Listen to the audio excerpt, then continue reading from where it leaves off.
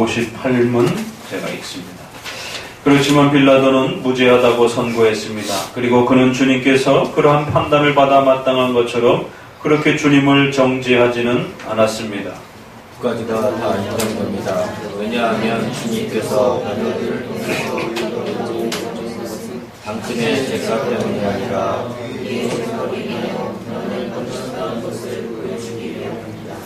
그러나 주님께서 동일한 사람을 통해 공적으로 정죄를 받으신 것은 주님께서 참으로 우리의 대리자이심을, 즉 우리를 죄에서 사하기 위해서 우리 대신 정죄를 받으셨음을 보여주기 위함이었습니다. 잘 말씀하셨습니다. 만일 그리스도께서 죄인이었다면 그분은 다른 사람을 위해 죽임을 당할 수 있는 자격이 없었을 것입니다. 그러나 그분의 정죄가 우리의 해방이 되기 위해서는 그분이 범법자 중 하나로 여김을 받을 필요가 있었다는 말이군요. 맞습니다. 사도신경에서 가장 어려운 표현 중에 한 부분은 바로 본디오 빌라도에게 고난을 받으사라고 하는 부분입니다. 이 고백은 앞서 소개되었던 것처럼 단순한 역사적 사건을 소개하는 내용으로서 뿐만 아니라 더욱 핵심적인 것은 바로 우리의 죄를 위하여 대신 십자가에 못 박히시는 정죄의 하나님 앞에 정죄의 죽음을 당하셨다라고 하는, 하나님 앞에 심판받아 정죄의 죽음을 당하셨다라고 하는 정죄에 대한 문제, 그 다음에 바로 그 정죄는 우리의 죄를 대신 짊어지시는 바로 대속적 죽음이었다라고 하는, 한편으로는 정죄의 죽음, 한편으로는 대속적 죽음이라고 하는 이러한 중요한 복음의 핵심이 본디오 빌라도에게라고 하는 형태로, 본디오 빌라도 아래에서라는 형태로 그렇게 사도신경에는 우리의 신앙의 핵심을 담아냈다라고 말합니다. 물론 빌라도는 죄가 없는 것은 아닙니다. 빌라도 개인으로 생각하면 예수 그리스도를 십자가에 못 박는 죄를 범했기 때문에 분명히 그는 개인적인 그러한 범죄자입니다. 그러나 성경에서 또 우리에게 있어서 이 신앙 고백에 빌라도를 소개하는 것은 디모데서 6장에, 전서 6장에 있는 것처럼 본디오 빌라도 앞에서 선한 증거를 받으신 예수 그리스도, 이렇게 표현하고 있습니다. 바로 이 빌라도와 관련해서 아주 중요한 구절입니다.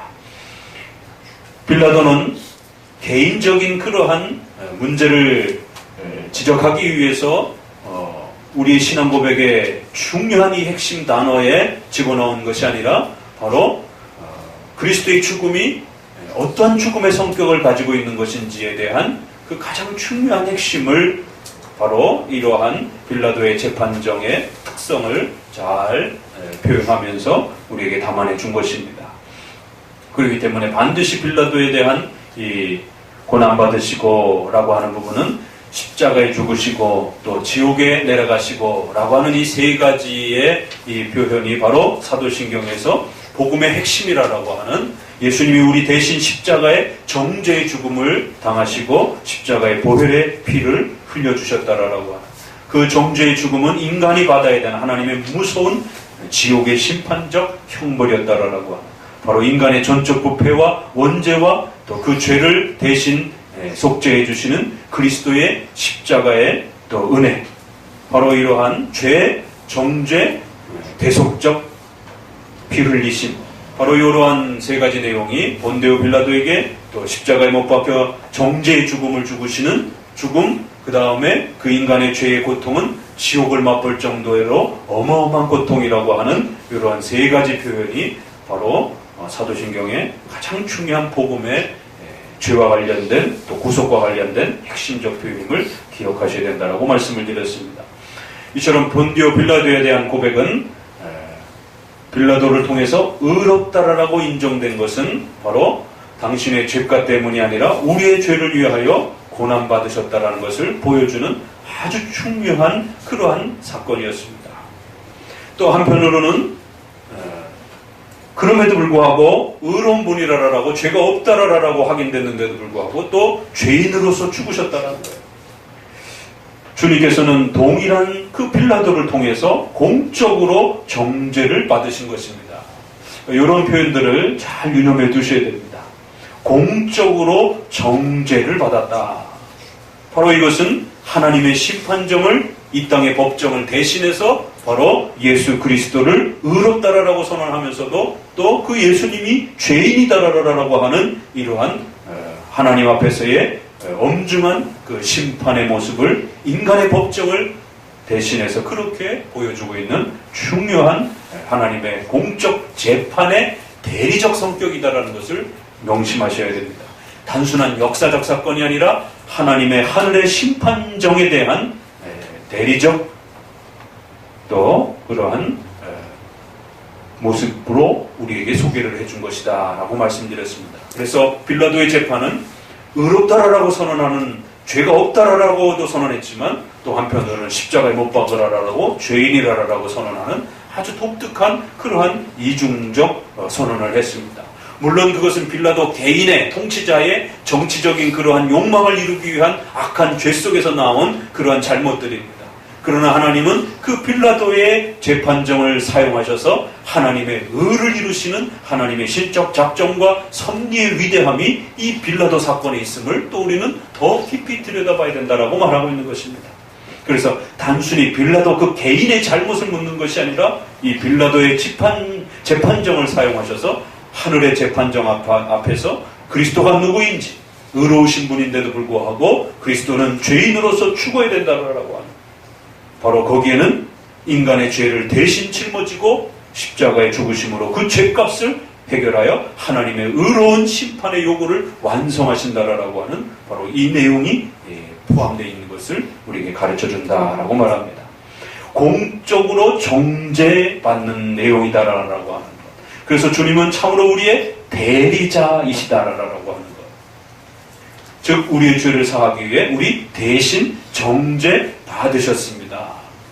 이러한 표현 하나하나가 우리 장로교 신앙을 구축하는 아주 중요한 단어들입니다. 공적으로 정죄를 받는다는 것. 바로 하나님의 심판대 앞에서 예수 그리스도는 죄인으로 정죄받았다는 것입니다. 의로우신 분이 왜 정죄를 받았는가? 인간의 우리의 죄를 대신, 그래서 우리가 대속적 죽음이다, 대리적 죽음이다 라고 이렇게 표현하는 것입니다.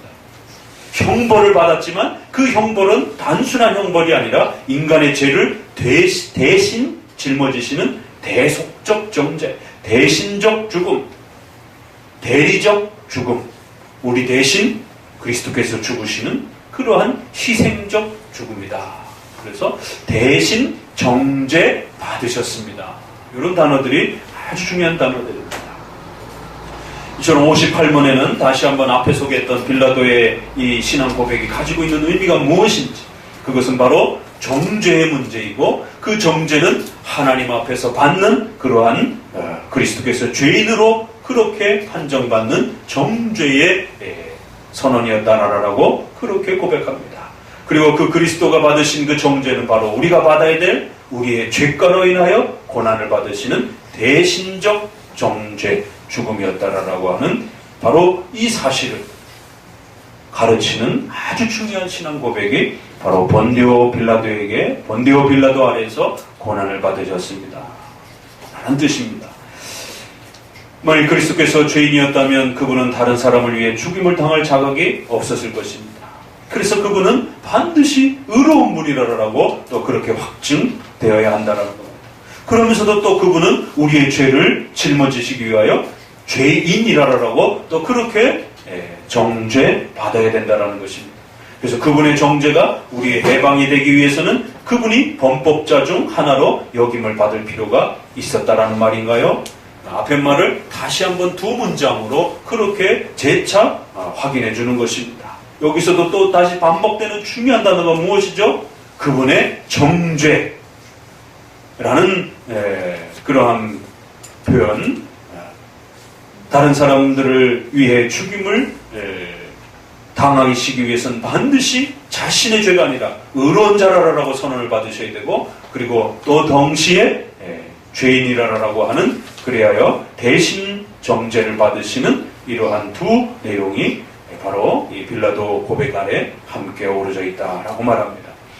우리가 이 고백을 통해서 늘 기억하셔야 되는 것은 사도신경을 고백할 때마다, 그래서 사도신경은 최대한 속도를 늦추어서 천천히 왜냐하면 그 문자와 단어 하나에 엄청난 내용들이 담겨 있기 때문에 그냥 훅 읽고 지나가기에는 많은 내용들이 너무 쉽게 지나칠 수 있는 것입니다. 그래서 사도신경을 고백할 때는 최대한 속도를 늦추어서 그 단어와 그 한 문장 안에 우리가 고백해야 될 내용이 무엇인지를 여러분의 신앙의 마음과 고백을 담아내면서 또 되기억하면서 이 사도신경의 이러한 본디오 빌라도의 그 고백 속에서 특별히 그리스도의 정죄 당하심은 우리의 무서운 그 죄를 짊어지시는 정죄의 그러한 죽음이라는 사실을 반드시 고백하시고 예수님이 우리의 죄 때문에 대신 십자가에 죽으셨다라고 하는 이러한 중요한 신앙 고백을 바로 이 고백을 통해서 우리는 또다시 예배를 통하여 신앙 고백하는 것입니다. 본디오 빌라도 아래에서 고난을 받으셨다라고 하는 이 중요한 내용들을 또 마음에 잘 간직하시기를 주의 말씀으로 권면을 드립니다. 기도합니다.